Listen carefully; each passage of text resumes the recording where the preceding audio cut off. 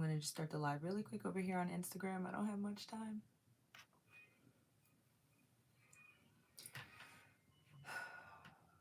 Hey, Instagram. Quick live. Quick impromptu live. But I hope that this blesses you. So, I have a story to tell. I have a story to tell. A couple of weeks ago, and just hear me out because this story is going to really blow your mind. A couple of weeks ago, I was doing some work for my father-in-law, and I happened to turn on Horeb Street, Horeb. And while I was turning on Horeb Street, trying to just finish up the work that I had to do for my father-in-law, you guys wouldn't even believe what I saw. You would not believe what I saw.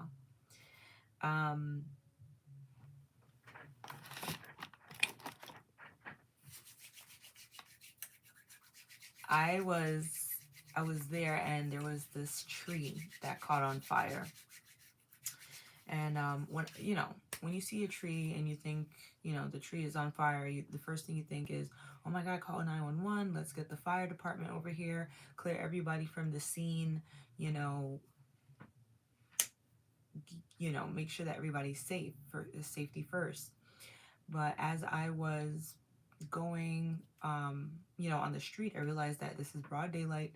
There's nobody here, but the tree is just mysteriously burning. Now, I say to myself, I have two options. I could either run, run away, right, and just get myself not involved with this mess, go home, act like I never saw anything, maybe call the fire department and let them out the fire, or I can go closer and see what's actually causing this tree to burn.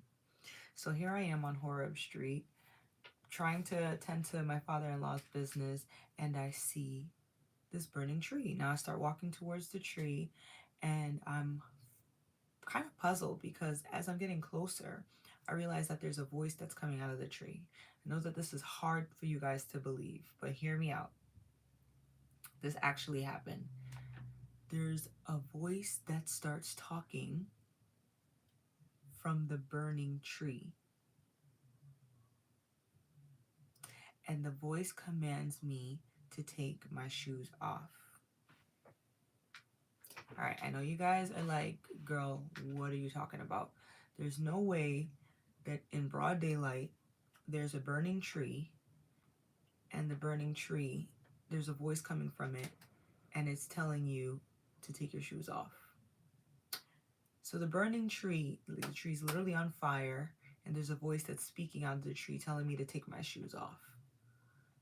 And I go ahead and I proceed to take my shoes off on Horeb Street, and I'm like, okay, if anybody sees me, they're going to think I'm quite literally crazy, because what am I doing in front of a tree that's on fire, taking my shoes off? So I begin to take my shoes off, and as I'm taking my shoes off, the voice is telling me that, listen, I've called you for this purpose. This is not my story. If you guys are following along far enough, you probably think I was bizarre and crazy to even tell this story.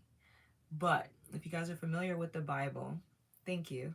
If you guys are familiar with the Bible, you would know that this was actually Moses' story.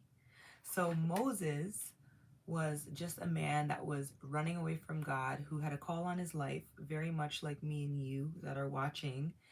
And he had a story that actually probably wouldn't make any sense to the person that he would have told the story.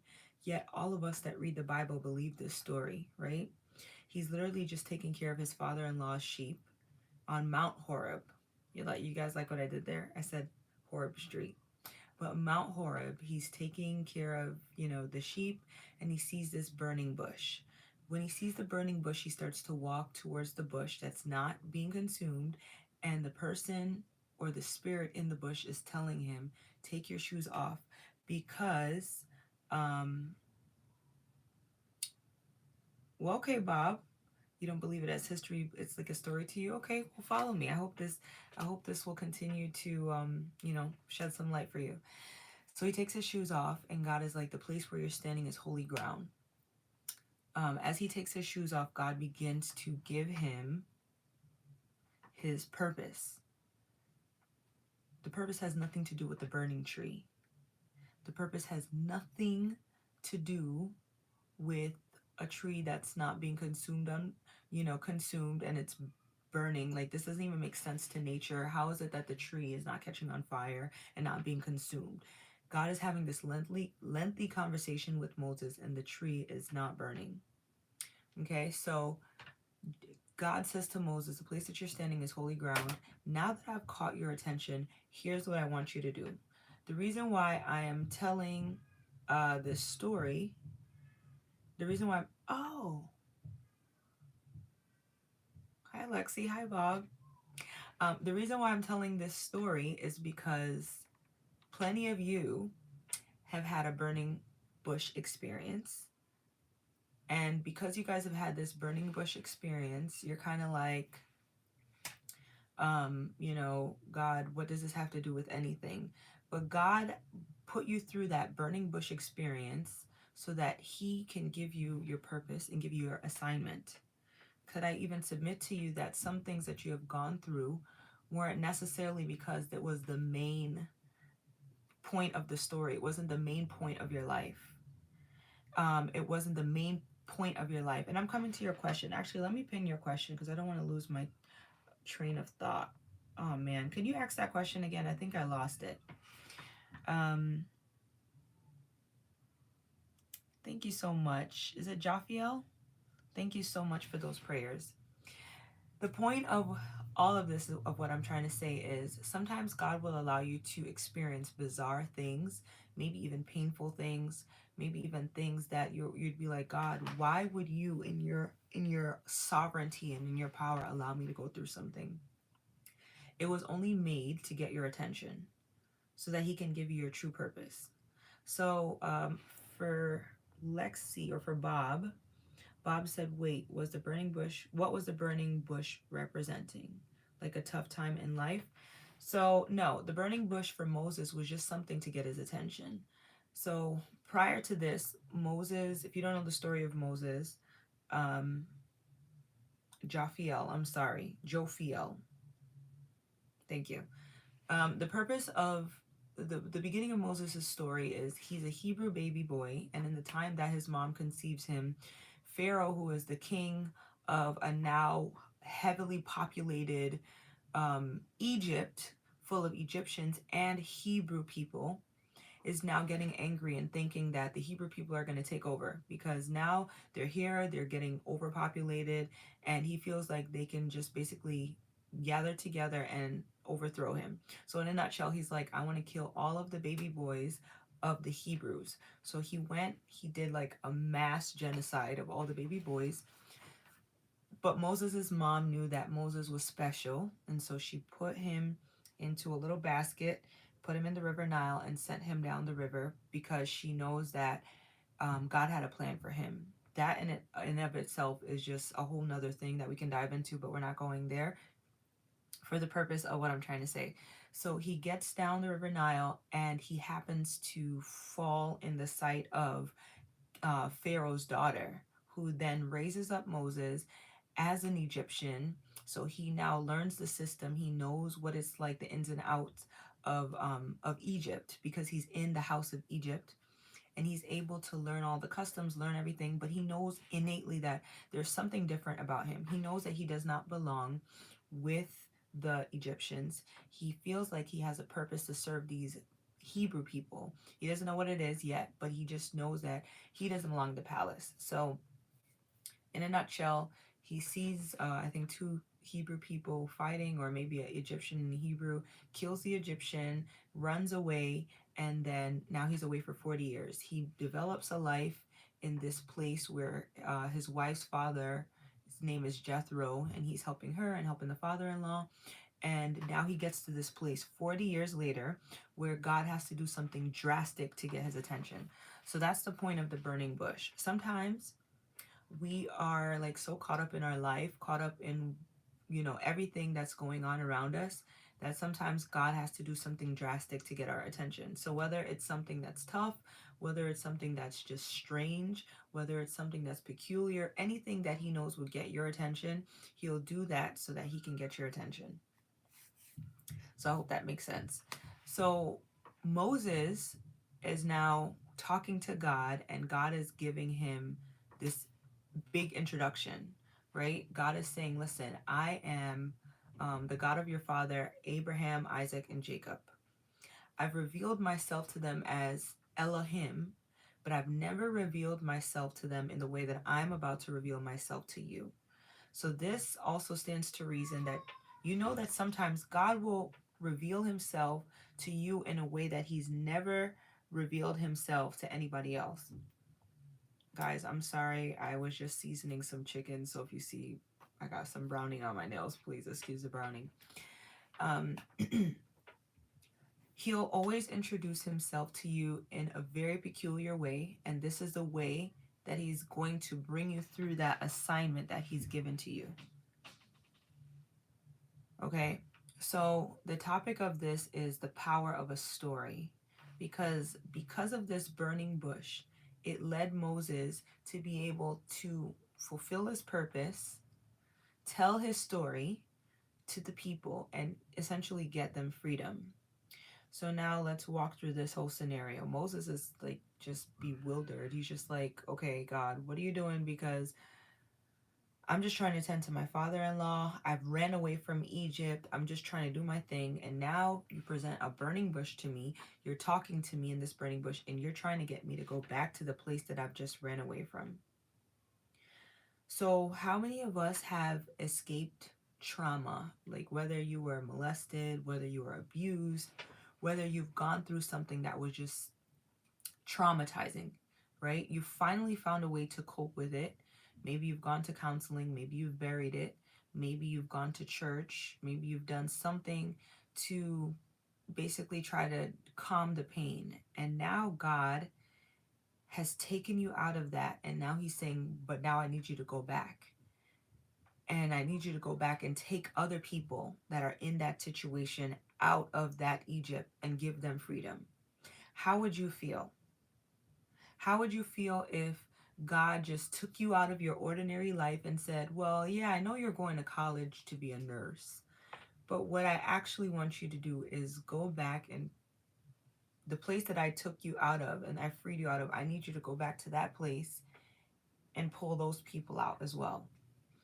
For you, that may look like you were depressed and God delivered you from depression, or gave you some type of a creative way to get out of it. And now he's going to help you by cultivating a story powerful enough to share with the masses to deliver them from that affliction.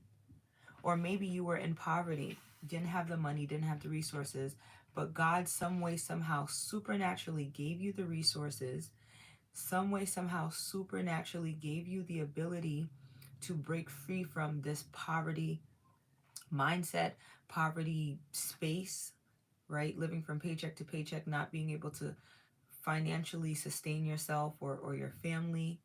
And now God has given you a formula, and he wants you to help other people to break out of that poverty based on what you've been through, based on your story. So that's what God does. And this is why a story is so crucial and so powerful. So all of this is to say this one point. Never look down on something that you have overcome. If you're still on the live on YouTube or over here on Instagram, take a mental note of that. Write it in the comments. Write it on a piece of paper and stick it on your wall. Whatever you do, do this thing to remember what I'm saying to you right now. Never take your story for granted. Something that you have overcome is something that somebody else is willing to literally pay for, or to sit and glean at your feet in mentorship, because they need to get out of that thing. So sometimes God will put you through some drastic situations for you to overcome and now help somebody else to get through it. So this is the reason why I wrote, and I actually wasn't going to come on here and talk about this, believe it or not.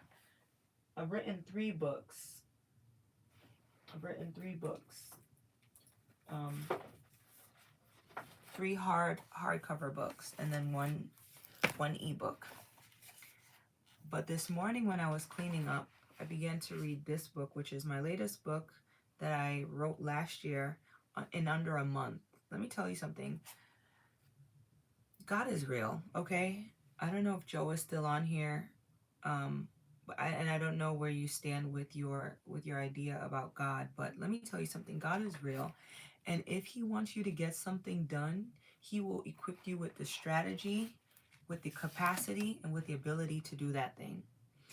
When I tell you guys that, um, before I even knew that I was pregnant with my son, like before I tested positive on a pregnancy test, God told me that I was pregnant with him, and He also told me that I'm also pregnant with a second thing, which would be another book, and it's going to be a quick work.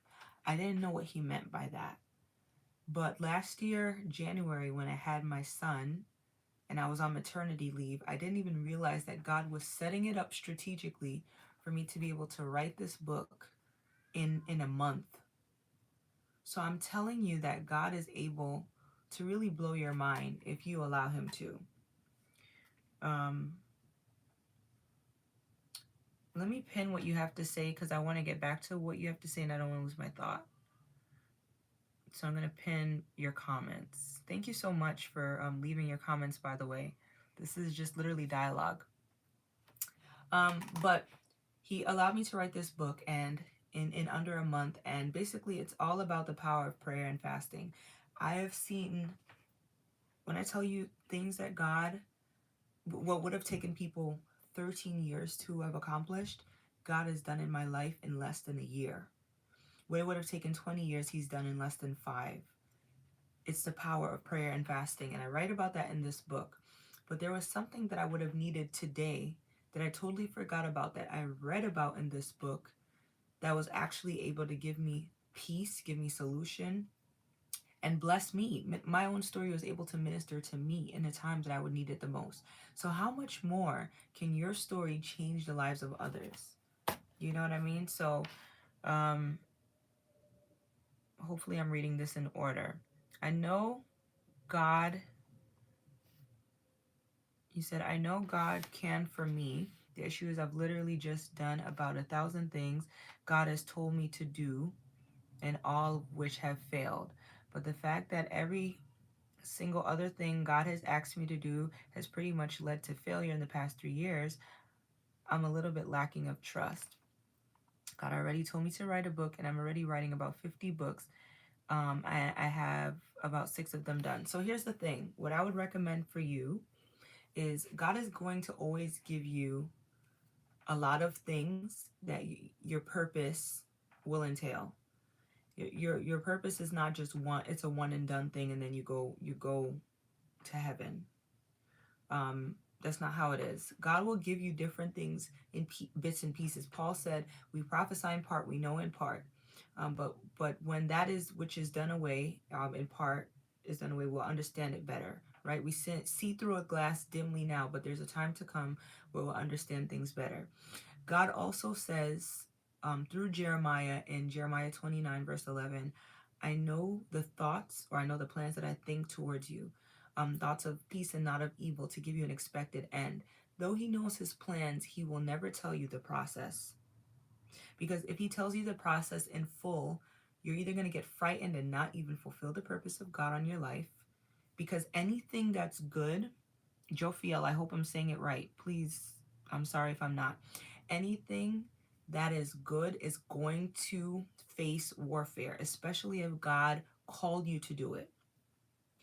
So it's not necessarily that it has failed because God called you to do it. Paul says, I think it's in like 1st or 2nd Corinthians, he says, there's a great effectual door that is presented before me. In other words, there's a great open door of opportunity that has been presented in front of me, but I'm being opposed. There's so much opposition. There's so much adversaries, which means spiritually, whether physically or spiritually, I'm talking more so spiritually, there will always be great opposition to anything that you're supposed to give birth to that is great. And God will give you the different ideas. But I guarantee if you sit before Him, yes, you're going to get frustrated. I don't want to tell you that you're never going to get frustrated.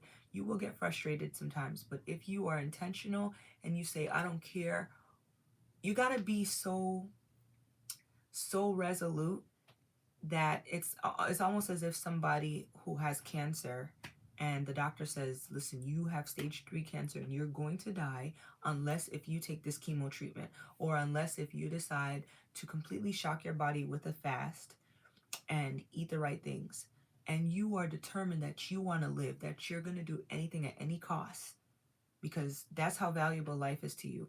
Your purpose and God's will of your life has to be so valuable that you're willing to stay and you're willing to do anything so that that can be fulfilled. So I hope that that helps.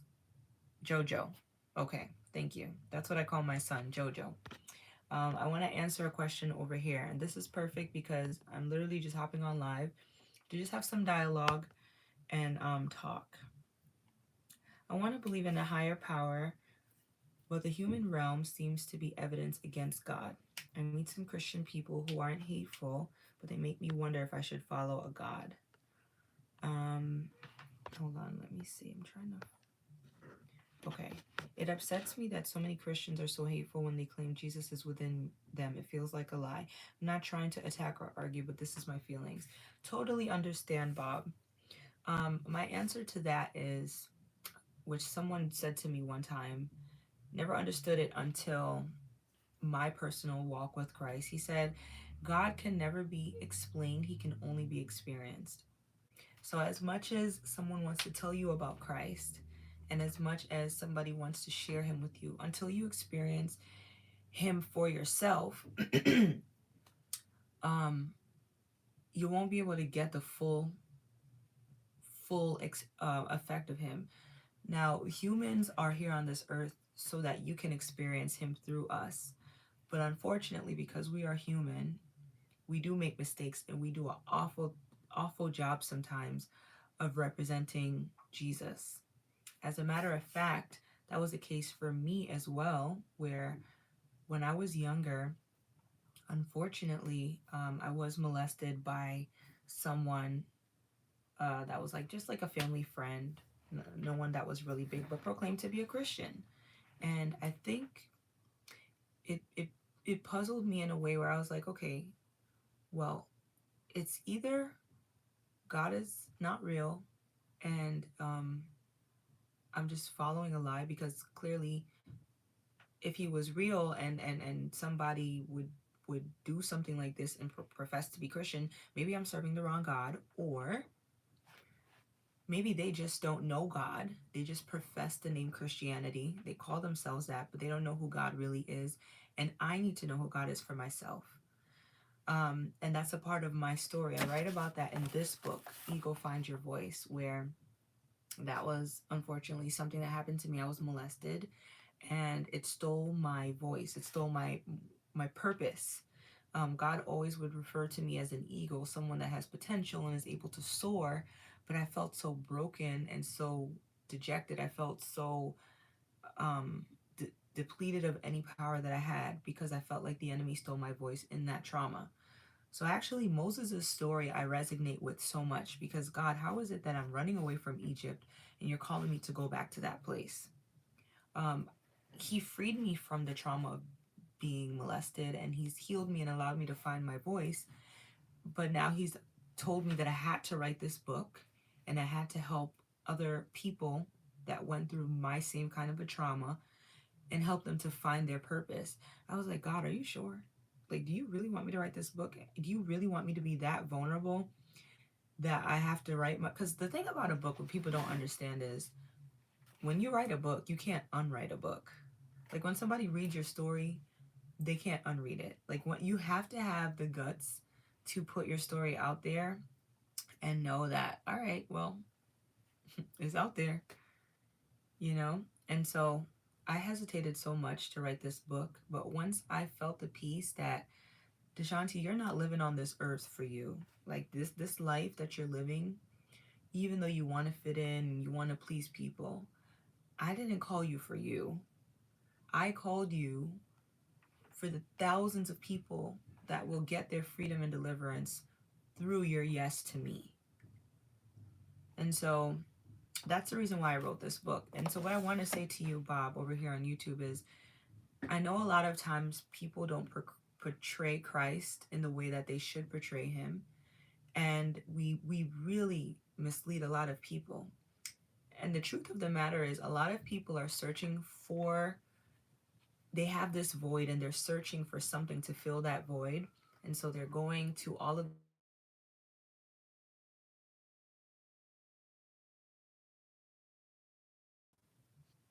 sorry guys, I gotta run because I gotta go to my babies.